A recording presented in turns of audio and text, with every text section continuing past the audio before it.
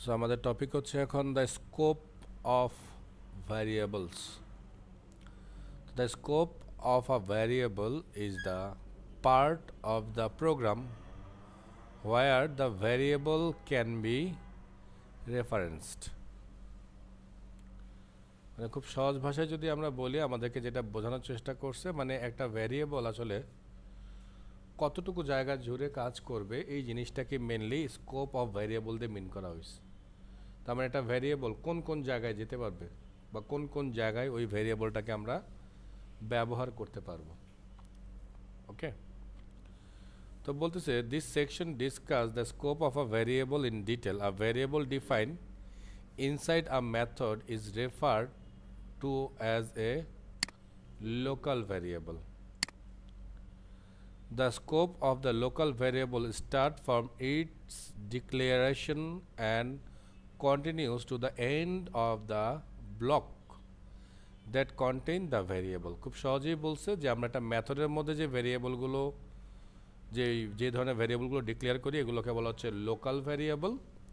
এবং একটা local variable কতক্ষণ পর্যন্ত কাজ করতে পারে, যখন লোকাল মানে মেথডটা স্টার্ট হয় ওইখান থেকে শুরু করে মেথডটা যেখানে এন্ড হয়ে যাবে, মানে শেষ হয়ে যাবে সেই পর্যন্ত। তার মানে একটা ব্লকের মধ্যেই ও কাজ করবে, এর বাইরে আমরা চাইলে এই ভ্যারিয়েবলকে আর ইউজ করতে পারবো না।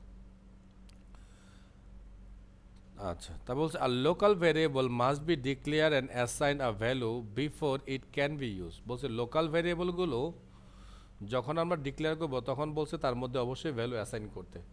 এই জন্য কিন্তু আমরা মাঝে মাঝে জিরো বা কখনো ফাঁকা, মানে স্ট্রিং হলে ডাবল কোড দিয়ে ফাঁকা করে রেখে দিয়ে যাই, মানে কিছু না কিছু আপনাকে এটার মধ্যে রাখতেই হবে।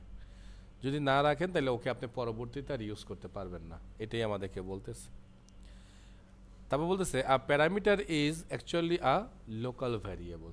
এই যে আমরা যে প্যারামিটারে যে এবিসিডিগুলো ইউজ করলাম আজকে বা এর আগেও, এগুলো কিন্তু লোকাল ভ্যারিয়েবল, কারণ ওই মেথডের বাইরে যদি চলে যান এই এবিসিডিকে আমরা কিন্তু আর চিনতে পারবো না, বা ওকে ইউজ করার মতো কোনো ক্ষমতা প্রোগ্রামের আর থাকবে না।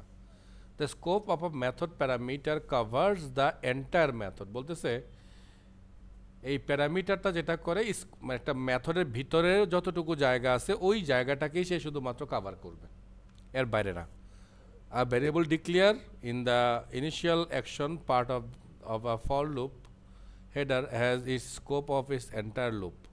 মানে যেটা বোঝানোর চেষ্টা করতেছে যে আমরা যে ফর লুপের মধ্যে লিখি integer I equals to 0 or 1, এই আইটা কতক্ষণ পর্যন্ত চেনা যাবে? বলছে এই আইটা চেনা যাবে ফর লুপের শুরু থেকে ফর লুপের শেষ পর্যন্ত, মানে শুধুমাত্র ফর লুপের ভিতরেই, এর বাইরে ওকে আমরা আর নিতে পারবো না।